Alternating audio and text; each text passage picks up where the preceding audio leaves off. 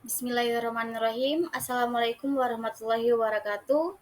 Perkenalkan, nama saya Fira Saras dengan NIM 22306011. Saya adalah salah satu mahasiswa dari Sekolah Tinggi Ilmu Kesehatan Makassar. Di sini saya akan menjelaskan mengenai sistem pencernaan pada tubuh manusia. Sistem pencernaan adalah sebuah tubuh yang bertanggung jawab untuk memecah makanan menjadi zat-zat yang dapat diserap oleh tubuh. Sistem ini terdiri dari beberapa organ seperti mulut, kerongkongan, lambung, usus halus, usus besar, dan anus. Makanan yang kita konsumsi dipecah menjadi nutrisi yang dibutuhkan oleh tubuh seperti protein, karbohidrat, dan lemak, dan vitamin.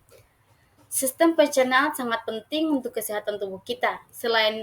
Oleh karena itu, kita perlu menjaga pola makan yang sehat dan seimbang untuk menjaga kesehatan sistem pencernaan kita.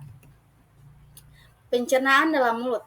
Pencernaan dalam mulut merupakan proses awal dalam penguraian makanan yang kita konsumsi. Ketika kita mengunyah makanan, gigi kita menghancurkan makanan menjadi potongan-potongan yang lebih kecil. Selain itu, air liur yang diproduksi oleh kelenjar ludah di dalam mulut membantu melunakkan makanan dan membentuk bolus makanan yang siap untuk dikirimkan ke kerongkongan. Selain itu, bolus makanan akan bergerak ke kerongkongan dan menuju lambung untuk mengalami proses pencernaan selanjutnya. Kerongkongan. Pencernaan kerongkongan adalah salah satu tahap awal dalam proses pencernaan makanan pada manusia. Kerongkongan merupakan saluran yang menghubungkan mulut dan lambung. Ketika kita mengunyah makanan, makanan akan dihancurkan menjadi potongan-potongan kecil dan dicampur dengan menggunakan air liur. Selama proses pencernaan kerongkongan, terdapat gerakan otot halus yang membantu mendorong makanan dari kerongkongan ke lambung, atau disebut dengan gerakan peristaltik. Lambung. Lambung adalah bagian dari sistem pencernaan manusia yang berfungsi untuk pencernaan makanan dalam lambung, di mana asam lambung dan enzim pencernaan lainnya membantu mencernakan makanan. Bagian ini terletak di antara kerongkongan dan usus halus. Lambung mempunyai dinding yang elastis dapat meregang untuk menampung makanan yang kita makan. Selain itu, lambung juga memproduksi asam lambung dan enzim pencernaan yang membantu pencernaan makanan menjadi zat-zat yang lebih kecil sehingga dapat diserap oleh tubuh. Lambung juga mempunyai lapisan pelindung yang melindungi dinding lambung dari kerusakan akibat asam lambung yang kuat. Usus halus.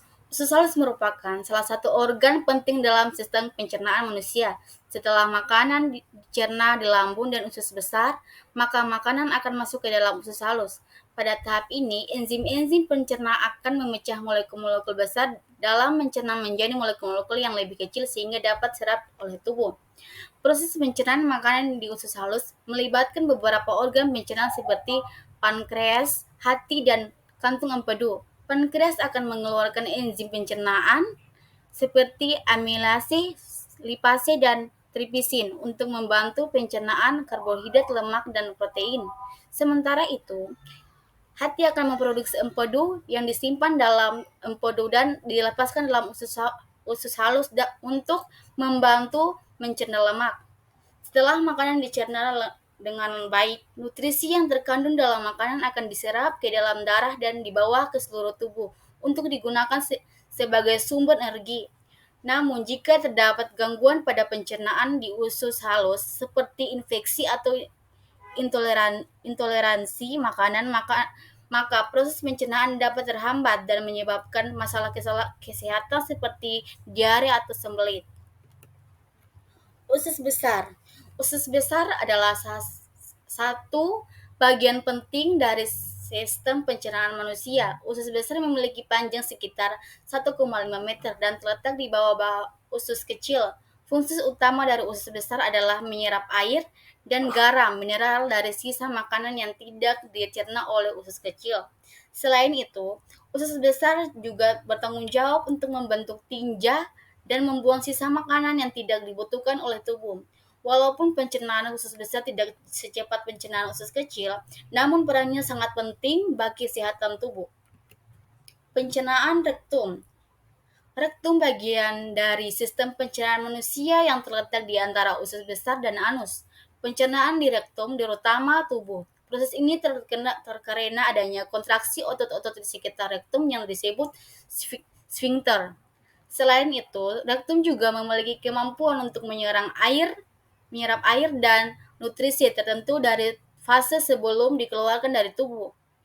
Namun, fungsi utama rektum adalah sebagai tempat penyimpanan sementara fase sebelum dikeluarkan dari tubuh melalui anus.